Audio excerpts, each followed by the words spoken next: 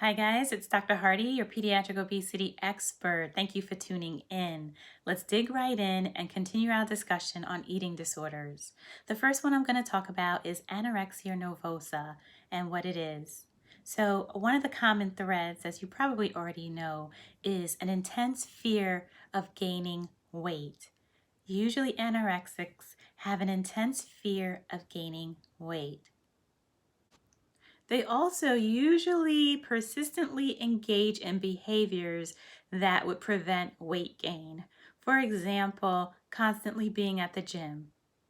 The person who's at the gym morning, noon, and night, constantly thinking about their weight and constantly engaging in some activity that will prevent the weight gain.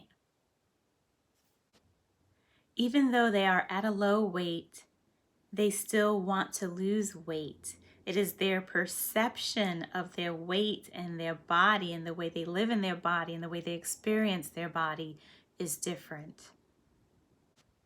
So with bulimics, there are recurrent episodes of binging, and most people know that common thread. But what else is there?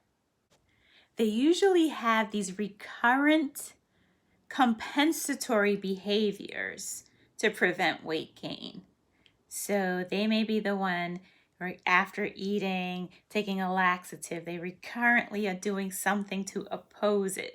Kind of similar to the anorexic where they're kind of exercising, or it may not be exercise, it may be something else that they're just constantly doing to counterbalance any possible weight gain. So the binge eater also has these compensatory, recurrent, abnormal episodes or behaviors. True bulimics have to have both of these behaviors at least once a week for at least 3 months.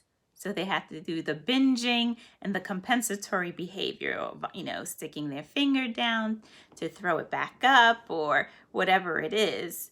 But they need both. They need to do the binging. They need to do the compensatory behavior. It needs to be at least once a week for at least 3 months. And you pretty much have the diagnosis. What's interesting about bulimics too is that their self-worth, their self-evaluation depends on their weight and their body shape. So they identify self-worth through these measures. Okay guys, I got a little cold, had to put on a sweater. But the last one I want to talk about is called Avoidant Restrictive Food Intake Disorder. Yeah, I practiced that a couple of times. It usually occurs in younger children and they avoid eating. So it's not like a bulimic where they have compensatory behaviors or an anorexic who's just trying to avoid behaviors and then do, counteracting activity to prevent weight gain. They just don't want to eat. So if I didn't eat and you didn't eat, we would lose weight too. So, the weight loss is a result of their avoidant eating. These kids are not afraid of weight gain. They do not have any body image distortion.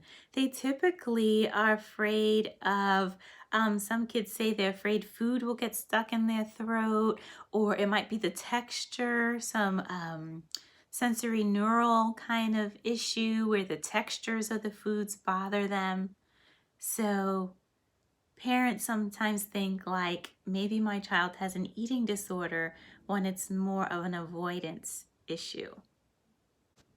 So I think my next segment is going to talk about the complications of eating disorders. You will be surprised how many organ systems are affected when you have an eating disorder, and you may even be able to pick it out on your children once I tell you about it. So if you inspect their body and see these things, they may have an eating disorder. So I will see you in the next segment.